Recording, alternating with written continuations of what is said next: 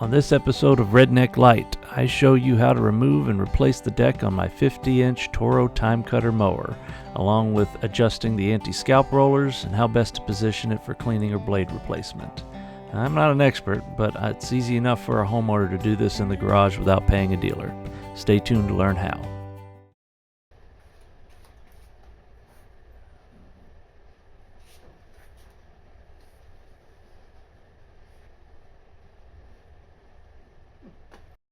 Hey guys, welcome to another episode of Redneck Light. Today we're going to be doing some work on my zero-turn mower. But the last time I mowed it was a little too wet and things have kind of gone downhill. I can't even start the blades anymore because there's so much dirt and mud clogged up in it. So I figured I'd give it a good once over. So let's get started. So a few different things I've done over the years. I mounted headlights on it. That's a different video. I added some wiring for a 12-volt plug. This runs the pump on my water tanker that I use to water my trees. It's basically a 55-gallon drum filled with water and tow around. I added some more lights on the back to get some extra light when I'm watering. A lot of this stuff I have to do at night because I just don't have any time during the day. And I made good use of the hitch. This thing's rated to tow 1,000 pounds, so I'm going to use it for what I need to. This is a little, I guess you could call it an innovation I came up with. So I can lift the chute out of the way whenever I'm not mowing. I just put it down when it's time to mow. Though the chute itself has seen better days. You can see I've tried to kind of keep it together, but this is kind of all ripped apart from wear and tear here. And then there's the deck. There's lots of dirt and mud, all kind of caked up here.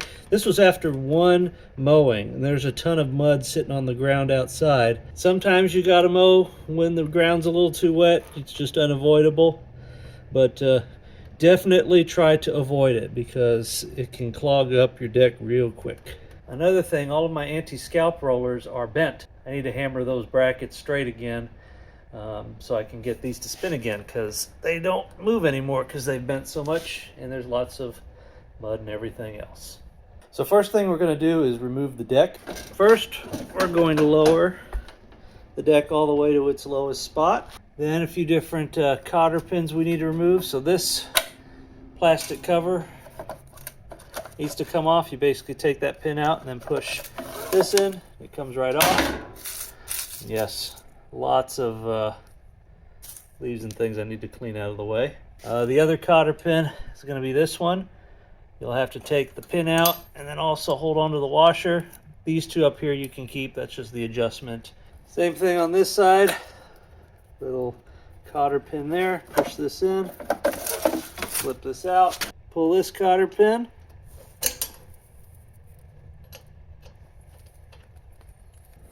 And the last one under here. Pull that pin. Said grab the washer as well. And now we can let the deck loose. So this one is usually going to be the easiest one to pull out first. So usually there's going to be a little bit of weight on it with the deck. So you'll kind of have to lift the deck up first, and then you can kind of slip this off. All right, so when you take the pin off of the side, there's going to be a little bit of weight on it. So you kind of have to lift the deck up a little bit. Be careful, don't pinch your fingers. And then you can pull that off and then move the deck back a little bit. And that'll take the tension off of the belt. Now before the other side will come loose, you probably need to take the belt off. You can move the deck back a little bit to take the tension off of it. And if it's still a little tight back here, there we go. It shouldn't take a lot of effort to take that loose. Once you got all three cotter pins out, you can kind of pull the belt loose here. And then you can pull the whole deck out under the mower. Now, if it's caked in a bunch of mud stuff, it's going to be really heavy.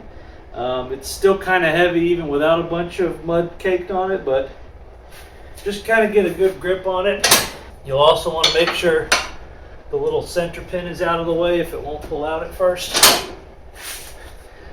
It keeps getting caught on it. And then kind of move it back and forth, because you can get caught on this and get caught on the center pin up there, but you'll be able to slide it out of there. So I know I've had some damage on this recently, but Yeah, my belt has seen better days. When you start seeing rips and tears and things, that last mow really did a number on this. I thought it was just all under the deck, but yeah, this belt is all tore up. Anyways, I'm going to start by undoing this just to get it out of the way. And all that this is there's a nut under here that you unscrew. Then this comes out and it'll release the tension on the spring, and you can get this out of the way. We're going to replace this. All right, I'm going to stand up the deck. Like I said, it's pretty heavy, so just be kind of careful. Ideally you take the shroud off first before you pick it up, but I'm going to replace it anyway, so I don't care if it gets bent up. And it should stand up by itself. But yeah, I can see right here why I wasn't able to engage the blades. All of this hard Texas clay that got kicked up last time I mowed. That blade ain't going anywhere. Got to get all that crap out of there. My casters are all just filled with junk. She has definitely seen better days.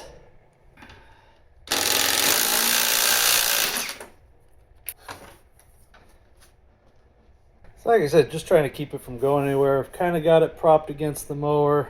I've got this down here. But just be careful. This is a big cast piece of metal, and you don't want it falling on your toe or anything like that. When you get a pry bar, that's what I found works best. And get all this dirt and crap out of here.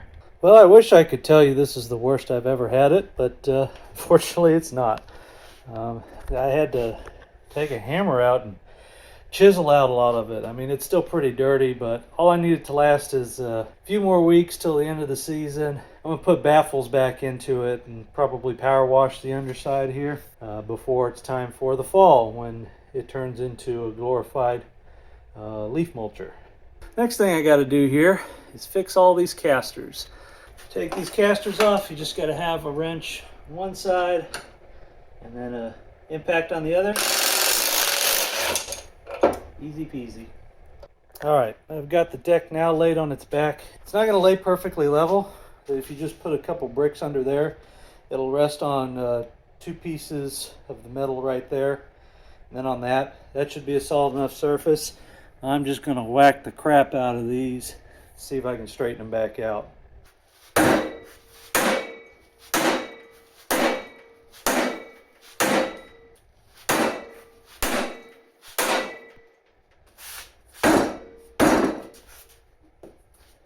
Okay, after much experimenting and accidentally bending this bracket way too far, I've decided, instead of accidentally breaking the welds on this, I'm just going to move the anti-scalp rollers up one position.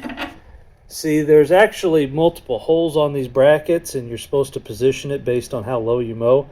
This one is supposed to be the 2.5 inch place for it to be, but obviously it's bent in place over many years, so I'm going to move it up one spot, since that hole on these 3 brackets is mostly straight in those positions. Obviously this isn't ideal, but hey, I'm not winning any mowing awards, as you can tell from my dirty, horrible deck. Alright, I got my replacement shroud. This is not an OEM version, because the OEM is like 50-60 bucks for some reason. This was 30. It even comes with a sticker and the little metal bracket, so that's cool. This bracket was actually in wrong. I had to flip it around, but basically this little spring here, this rests on top of the deflector, and then it just rests on the top here. That shaft goes in that hole, and then that threaded part goes in that hole. But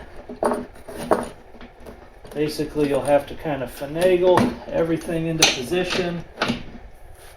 You can test it by making sure that the spring is trying to push the deflector down, which it is. And get the nut, thread it on, and just hand tighten it nice and snug. And there we go. So basically, this should try to stay down and be pretty low to the ground. All right, now we're going to pre-route the belt. Like I said, my belt is in bad shape. I need a new one. I will order a new one, but for now, I'll just show you the belt routing here. Conveniently, my deck has a routing diagram, which is nice. So we'll just kind of get everything in place here. There. So you might get tricked, but like I said, follow the diagram, get the belt routed around everything, and then you should be good to go. Now that we took all that mud out from underneath it, it'll be slightly easier to move. But it's still big and bulky, so just watch out. Try not to pinch your fingers. Watch out for brackets. And then just kind of get it generally in place. Now that you've got this under here, you're going to pull the belt back. But first, you want to get one of these in place. It's going to be kind of your pivot point.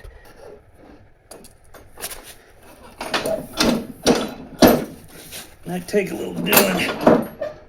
Just lift the deck up, get it in place.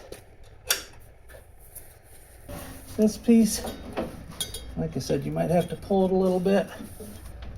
And that tensioner arm, careful not to pinch your fingers, but this side pin should be a little easier to get on there.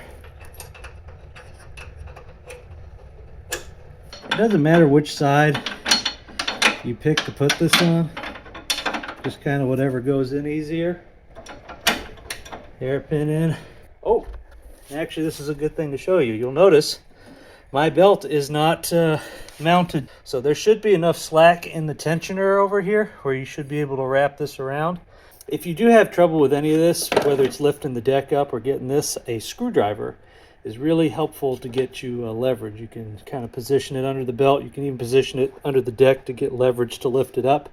These little covers slide in over there and snap down there. And then just a little hairpin to retain it.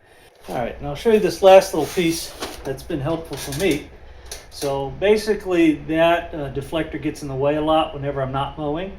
So once your deck's up in the height position for just when you're driving around or towing things.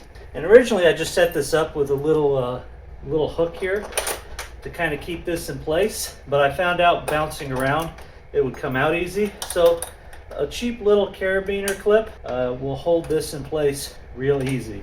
And all you got to do is drill a hole right about there. What you can do is lift this up and then just kind of line it up by hand, and then you just drill in the spot. Just a little hole. Now, there we go. That will be out of the way whenever I park it and store it, and then I can easily let it down when it's time to mow. So hope you enjoyed the video. If you'd like to see more on this mower, I mean, I think I need to do, I'm not really due, but it could probably use an oil change because it's been a couple years, even though the hour meter's not there yet. I can show you the setup with my water trailer. I'm pretty proud of that. It works really well for, like I said, trees that are too far to drag a hose to. And then in the fall, when it's time to put the baffles on and replace the blades, I'll probably make a video on that. It's real easy. Once you basically pull out the deck like I just did. 3 bolts, take the old blades off, put the new ones on, you're good to go. So thanks for watching. Like, subscribe. Everything I used here, the new deflector, tools, everything else, you can find affiliate links in the description. Helps out a lot. Hope you enjoyed. We'll see you next time.